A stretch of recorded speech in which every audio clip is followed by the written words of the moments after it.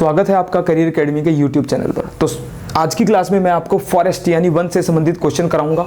जैसे कि आपको पता है कि डिप्टी रेंजर का जो एग्ज़ाम आया है हरियाणा में, तो उसके लिए मैंने सोचा कि चलो फॉरेस्ट से स्टार्टिंग करते हैं। तो फॉरेस्ट के बारे में मैं आपको मैक्सिमम चीज़ें बताने का प्रयास करूँगा। जैसे कि सबसे पहले आता है भारत में वन। भारत में वन जो है लगभग 23% के आसपास वन है, यानी 23% जो है भारत में फॉरेस्ट एरिया आता है। जिसमें अगर क्वेश्चन आता है कि कुल वन, भारत में सबसे ज़्यादा टोटल जो फॉरेस्ट हैं वो मध्य प्रदेश यानी एमपी में आते हैं। कुल वनों की संख्या जो है एमपी में ज़्यादा है। जबकि परसेंटेज यानी प्रतिशत के आधार पर अगर परसेंटेज वाइज हम देखें तो मिजोरम जो है नंबर 1 स्टेट है, जो परसेंटेज वाइज लगभग 91% वहाँ का टोटल एरिया जो है फॉरेस्ट वाला है। तो फिर मिजोरम आएगा नंबर 1 परसेंटेज में, जबकि टोटल में आएगा एमपी। अब आता है सबसे कम वन यानी लोएस्ट फॉरेस्ट। तो लोएस्ट फॉरेस्ट में सबसे कम आते हैं पंजाब में। पंजाब में लगभग 3.3% वन है।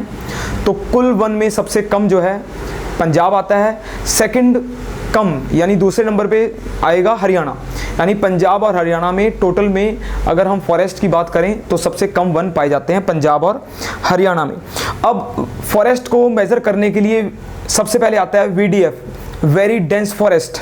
वीडीएफ वर्ड यूज़ होता है ऐसे घने वनों के लिए जो बहुत ज़्यादा डेंस होते हैं। फिर आता है एमडीएफ यानी मॉडरेट डेंस फॉरेस्ट, और थर्ड होता है ओपन फॉरेस्ट यानी खुले वन।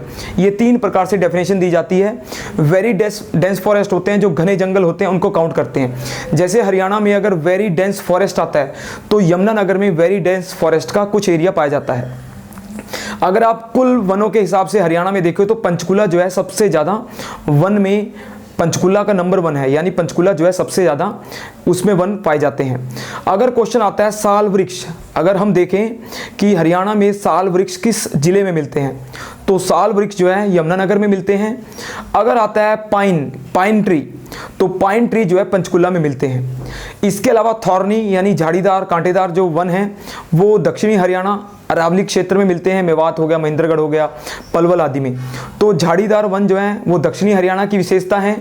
और जबकि उत्तर में अगर हम पंचकुला और यमुनानगर को देखें वहाँ पर वेरी डेंस फॉरेस्ट मान लो या पाइन वृक्ष मान लो, ये ज़्यादा मिलते हैं। इसके अलावा पॉपुलर वृक्ष है जो पॉपुलर होता है, जिसको नॉर्मली पॉपुलर कह देते हैं।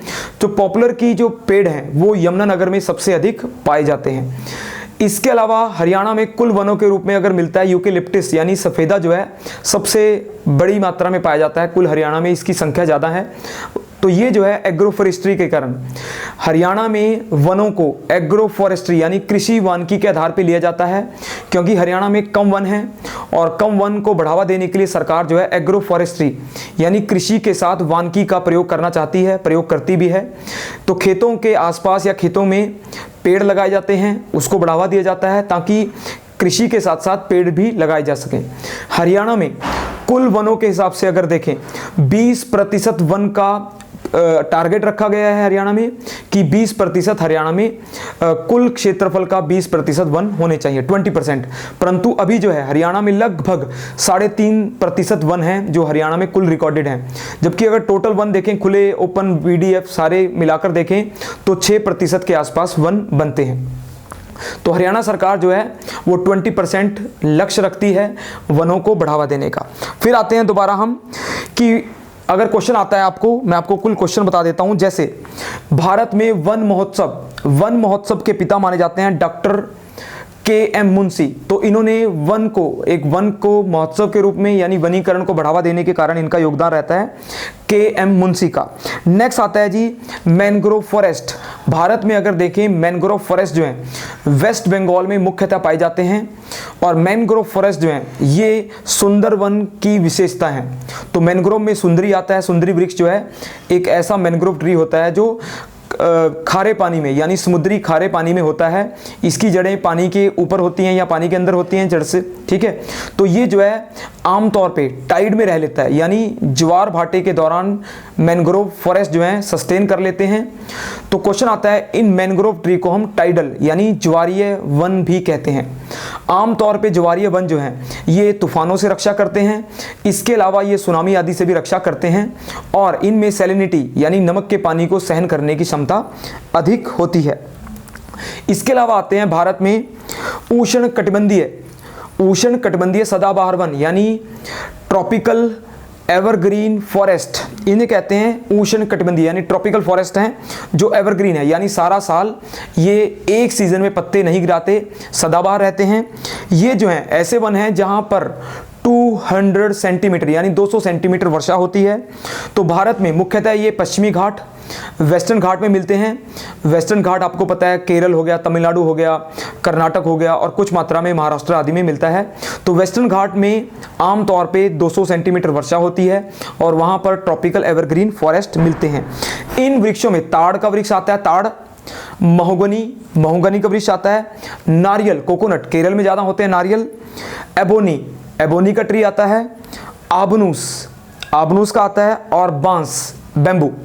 तो बेम्बू, आबनूस, एबोनी, नारियल, महोगनी और ताड़ ये वृक्ष जो हैं आमतौर पे एवरग्रीन काउंट होते हैं। तो भारत में एवरग्रीन जो हैं नॉर्थ ईस्ट में मिलते हैं, उत्तर पूर्वी राज्यों में असम हो गया, नागालैंड, मिजोरम आदि, इनमें भी एवरग्रीन फॉरेस्ट मिलते हैं क्योंकि यहाँ पर भी 200 सेंटीमीटर वर्षा होती है। इसके अलावा अंडमान निकोबार में भी एवरग्रीन फॉरेस्ट काफ़ी बड़ी मात्रा में मिलते हैं।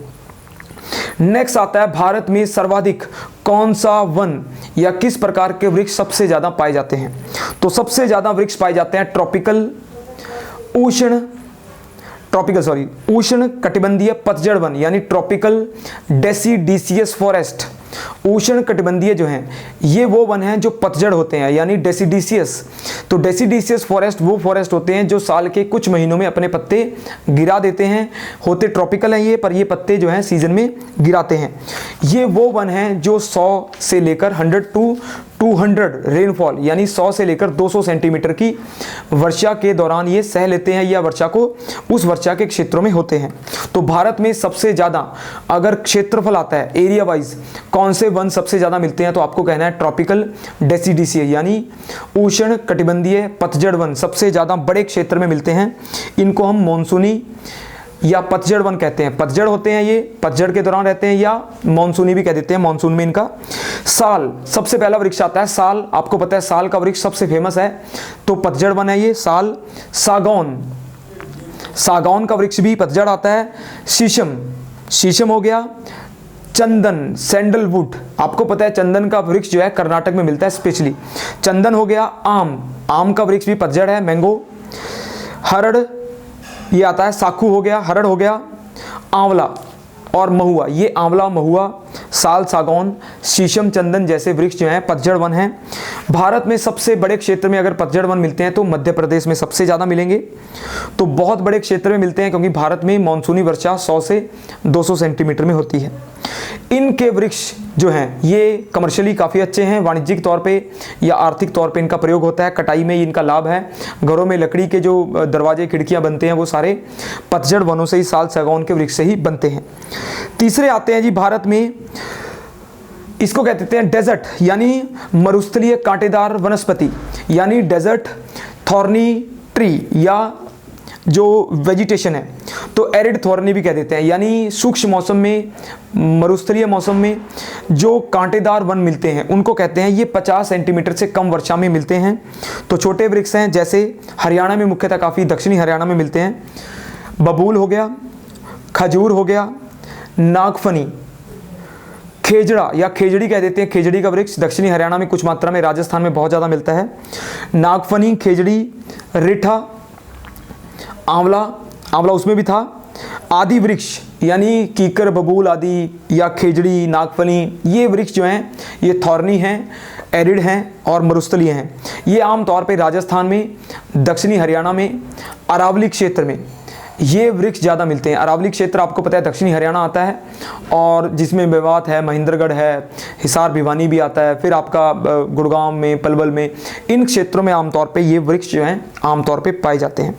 तो इनमें कांटेदार होते हैं। कांटे क्यों आते हैं? क्योंकि पानी की कमी होती है, वर्षा कम होती है, तो कांटे इनके रेसिस्ट करने के लिए, यानी जो पानी होता है पेड़ों में कम होता है तो ट्रांसपायरेशन को कम करने के लिए इनमें कांटे उगाते हैं, कांटे उगते हैं इनमें पानी को रोकने के लिए। फिर आते हैं डेल्टाई फॉरेस्ट, ये मैंने बता दिया आपको, मैंग्रोव फॉरेस्ट को कहते हैं डेल्टाई फॉरेस्ट, ये मैंग्रोव हैं, सुंदरी वृक्ष इसमें आ जाता है।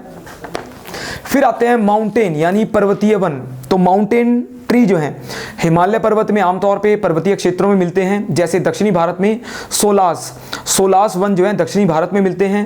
नीलगिरी वृक्षों के पास, नीलगिरी के पहाड़ी हैं उनके पास मिलते हैं सोलास वन। जबकि उत्तर भारत में अल्पाइन यानी हिमालय पर्वत के आसपास अल्पाइन वृक्ष जो ऊंचाई वाले प्रदेशों पर, ऊंचाई वाले पहाड़ों पर जो वृक्ष मिलते हैं उनको कहते हैं हम अल्पाइन या पर्वतीय वन। तो इनको हम कौणधारी वृक्ष भी कह देते हैं, यानी ये जो हैं कौणधारी होते हैं, इनका कौन बनता है cone forest, CONE cone forest इनको हम नॉर्मली कह देते हैं। तो ऊंचाई वाले प्रदेशों में मिलते हैं हमारे जो पर्वतीय वन, इनको कौणधारी वन भी हम कह देते हैं। हिमालय प्रदेश में आमतौर पे मिलते हैं। इसमें जैसे सनोवर वृक्ष है, सनोवर को हम सिल्वर फर भी कह देते हैं, सनोवर वृक्ष मिलता है। देवदार कहते हैं, ये भी हिमालय मिलता है देवदार। चीड़ जिसको कहते हैं पाइन, ये हरियाणा में मिलता है, चीड़ का वृक्ष यानी पाइन। ब्लू पाइन भी मिलता है हिमालय में, ब्लू पाइन। और सप्रूस, ब्लू पाइन, सप्रूस और देवदार ये हिमालयी वन में आते हैं। तो ये मैंने कुछ वन के बारे में बताया आपको जो नॉर्मली वन क्षेत्र के आधार पे था। नेक्स्ट आता है, मैं आपको इसमें और चीज़ें कवर करा देता हूँ जो फॉरेस्ट से जुड़ी हुई हैं। आपको दुनिया भर में पता है फॉरेस्ट जो है, फॉरेस्ट प्रोटेक्शन क्यों ज़रूरी है, क्योंकि दुनिया भर में जंगली जीव खत्म हो रहे हैं। जंगल कटने के कारण जंगलों की संख्या कम हो रही है, पेड़ पौधे कम हो रहे हैं। इसके अलावा क्लाइमेट चेंज, ग्लोबल वार्मिंग होने के कारण, क्लाइमेट चेंज होने के कारण वनों की यानी फॉरेस्ट की बहुत ज़रूरत है। तो जीव जंतुओं को बचाना हो या जंगलों को बचाना हो, ये एक नेसेसरी आवश्यकता है। तो सबसे पहले आता है बायोलॉजिकल या बायोडाइवर्सिटी, जैव विविधता। तो जैव विविधता जो है जीव जंतुओं की संख्या को, उनकी विविधता को बचा के रखना, ताकि फ्यूचर जो है मानव का तभी सुरक्षित रहेगा जब पेड़ पौधे जीव जंतु सुरक्षित रहेंगे। तो जीव जंतुओं की जो डाइवर्सिटी है उसको विविधता कहते हैं, जैव विविधता कहते हैं। तो जैव विविधता नॉर्मली जेनेटिक विविधता होती है, यानी आनुवंशिक विविधता होती है, उनमें जीनों के अंतर होने के कारण विविधता होती है। स्पीसीज बायोडाइवर्सिटी होती है, प्रजाति यानी अलग अलग प्रजाति के जीव होते हैं, उनमें स्पीसीज बायोडाइवर्सिटी होती है।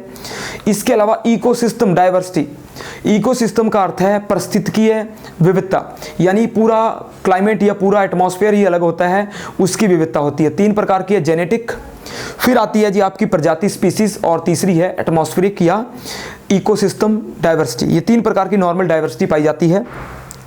इसके बाद आता है मैपिंग ऑफ बायोडाइवर्सिटी। अगर जीव जंतुओं को, पेड़ पौधों को आपको मैपिंग करनी है, यानी बायोडाइवर्सिटी की मैपिंग के लिए आता है मैपिंग ऑफ बायोडाइवर्सिटी। तो 3 प्रकार की बायोडाइवर्सिटी काउंट की जाती है। अल्फा बायोडाइवर्सिटी, अल्फा जो है ऐसी बायोडाइवर्सिटी होती है जिसमें जीव जंतुओं की संख्या यानी वाइल्ड लाइफ के नंबर को देखा जाता है, कितने नंबर हैं, कितनी संख्या उनकी। तो संख्या के आधार पे अल्फा बायोडाइवर्सिटी यूज होती है, अल्फा संख्या, जीव जंतुओं की संख्या। सेकंड आती है बीटा बायोडाइवर्सिटी। बीटा जो है ये जीव जंतुओं में संरचनात्मक विविधता यानी स्ट्रक्चरल जो विविधता होती है उसको कह देते हैं संरचनात्मक विविधता, इसको बीटा कह देते हैं, बीटा विविधता।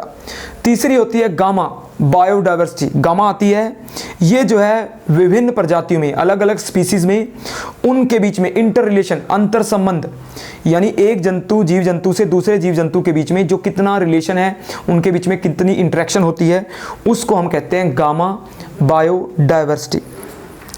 तो दुनिया भर में जीव जंतुओं की संख्या को बढ़ावा देना हो या उनको बचाव करना हो, ये जरूरी है। तो अगर क्वेश्चन आता है हॉटस्पॉट, हॉटस्पॉट वो क्षेत्र होते हैं जहां पर बहुत ज़्यादा बायोडाइवर्सिटी पाई जाती है और जिन पर खतरे होते हैं शिकार के, जंगल कटाई के, जीव जंतुओं के लुप्त होने के। तो जीव जंतुओं को लुप्त होने से बचाने के लिए हम उसको हॉटस्पॉट में काउंट करते हैं, जो एक तरीके से सेंसिटिव जोन होता है जहां पर संख्या भी ज़्यादा है और खतरा भी उनके ऊपर ज़्यादा होगा, उसको हम कह देते हैं हॉटस्पॉट। जैसे भारत का वेस्टर्न घाट, पश्चिमी घाट जो है भारत का हॉटस्पॉट काउंट होता है, भारत का एक फेमस हॉटस्पॉट है।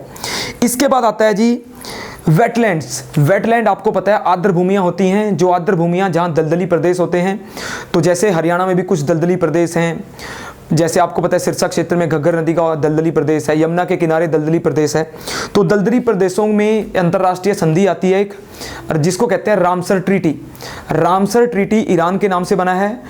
तो ये जल भूमियों को, आर्द्र भूमियों को बचाने की एक संधि है जिसको कहते हैं रामसर ट्रीटी। अब आता है जी दुनिया में पहली बार जीव जंतुओं को, जंगलों को बचाने का प्रयास हुआ था 1972 यानी 1972 में। 1972 में स्टॉकहोम में फर्स्ट ह्यूमन कॉन्फ्रेंस, पहला मानव सम्मेलन हुआ था 1972 में, जिसमें जीव जंतुओं की संख्या, जंगलों को बचाने का एक प्रण लिया गया था, प्रयास किया गया था, पहली बार था। तो इसको कह देते हैं ह्यूमन कॉन्फ्रेंस, जो स्टॉकहोम स्वीडन में हुई थी। इसके बाद जंगलों को बचाना, जीव जंतुओं की सुरक्षा करना एक अभियान यानी एक मूवमेंट बन गया। फिर आता है 1992 में रियो डी जेनेरियो ब्राज़ील में एक सम्मेलन हुआ था जिसको कहते हैं अर्थ समिट यानी पृथ्वी सम्मेलन। तो पृथ्वी सम्मेलन जो है पहला था ये पृथ्वी सम्मेलन, और पृथ्वी सम्मेलन में सस्टेनेबल डेवलपमेंट यानी सतत विकास का लक्ष्य रखा गया था। सतत विकास वो विकास होता है जिसमें हम आज के रिसोर्स को, आज के संसाधनों को इस प्रकार से प्रयोग करते हैं कि भविष्य की ज़रूरतें भी पूरी हो पाएं, उसको कहते हैं सतत विकास या सस्टेनेबल डेवलपमेंट। तो सतत विकास का कॉन्सेप्ट आया था 1992 में रियो डी जेनेरियो के कॉन्फ्रेंस में। नेक्स्ट आता है इसी सम्मेलन में एजेंडा 21 का एक कॉन्सेप्ट आता है जिसमें 21वीं सदी के लिए, 21 सेंचुरी के लिए वनीकरण को बढ़ावा देना हो, जंगलों को बचाना हो, जीव जंतुओं की रक्षा करनी हो, उसके लक्ष्य रखे गए थे एजेंडा 21 को। एक क्वेश्चन आता है ब्रंटलैंड कमीशन। ब्रंटलैंड कमीशन जो है ये सतत विकास से जुड़ा हुआ एक कमीशन है। जो सतत विकास को जिसने पहली बार दिया था वो था ब्रंटलैंड कमीशन, 1987 के आसपास ये आया था। फिर आता है 1987 के क्वेश्चन आते हैं। 1987 में मॉन्ट्रियल प्रोटोकॉल हुआ था। 1987 में मॉन्ट्रियल यानी कनाडा में एक प्रोटोकॉल हुआ था ओजोन संरक्षण के लिए, ओजोन लेयर प्रोटेक्शन के लिए आया था मॉन्ट्रियल प्रोटोकॉल। तो पहली बार CFC, क्लोरोफ्लोरोकार्बन, HFC, हाइड्रोफ्लोरोकार्बन। तो क्लोरोफ्लोरोकार्बन के लिए, हाइड्रोफ्लोरोकार्बन के लिए यानी फ्रियोन, इनको फ्रियोन भी कहते हैं, फ्रियोन गैसों को दूर करने के लिए, जीव जंतुओं से या वातावरण से दूर करने के लिए मॉन्ट्रियल प्रोटोकॉल हुआ था। पहला सफलतम प्रोटोकॉल था जिसने ओजोन की रक्षा का काफ़ी अच्छा प्रयास किया है। ओजोन होल, आपको पता है ओजोन का एक बहुत बड़ा होल हो चुका है, वो अंटार्कटिका के ऊपर है, दक्षिणी गोलार्ध में। तो वहाँ पर इसके प्रोटेक्शन के लिए काफ़ी प्रयास हुए हैं। क्वेश्चन आता है डॉप्सन यूनिट। एक डॉप्सन यूनिट होती है, वो ओजोन को मापने के लिए यूज़ होती है, वो भी एक पर्यावरण की एक वस्तु है। फिर आता है जी, आपको पता है कि जीव जंतुओं को बचाने के लिए आमतौर पे रेड डाटा बुक होती है। रेड डाटा बुक एक IUCN international union for conservation of nature, एक एजेंसी है दुनिया भर में, IUCN union for conservation of nature. ये यूनियन जो है एक ऐसा प्रयास करती है जीव जंतुओं की संख्या का पता लगाने के लिए। ये रेड डाटा बुक में एक्सटिंक्ट प्रजातियां हैं या इंडेंजर स्पीसीज हैं, उनकी संख्या का पता लगाती है। तो जिन प्रजातियों पे संकट है या जिनको संकटप्रद जातियां कहते हैं, उनकी संख्या रेड डाटा बुक में ये पब्लिश करती है। भारत में भी कई जीव जंतु ऐसे हैं जो रेड डाटा बुक में आते हैं। तो रेड डाटा बुक जो है IUCN आती हैं। इसके अलावा रेयर स्पीसीज होती हैं, दुर्लभ, बहुत ही कम संख्या में होती है, उनको रेयर स्पीसीज कहते हैं। इसके अलावा एक्सटिंक्ट स्पीसीज, एक्सटिंक्ट होती हैं जो लुप्त हो चुकी हैं, गायब हो चुकी हैं, उनको हम एक्सटिंक्ट स्पीसीज कह देते हैं। जो सबसे मेन होती हैं वो आती हैं हमारी इंडेंजर स्पीसीज यानी संकटग्रस्त, जो संभावित संकटग्रस्त है उनको इंडेंजर स्पीसीज कहते हैं। IUCN जो है, जैसे हमारे देश में कई जीव जंतु ऐसे हैं जो इंडेंजर स्पीसीज में आते हैं। तो मैंने आपको जल्दी में इन्वायरमेंटल या फॉरेस्ट से संबंधित कुछ क्वेश्चन कराए हैं। उम्मीद है कि मैं एक और 2 लेक्चर बनाऊं और उसमें भी आपको इसी तरीके से कुछ क्वेश्चन रिवाइज कराने का प्रयास करूंगा। बाकी उम्मीद कुछ नहीं है कि कैसे क्वेश्चन आए, ये मैंने अपने हिसाब से देखा कि कुछ क्वेश्चन आपके लिए इंपॉर्टेंट हो सकते हैं, तो मैंने ये कराने का प्रयास किया। धन्यवाद।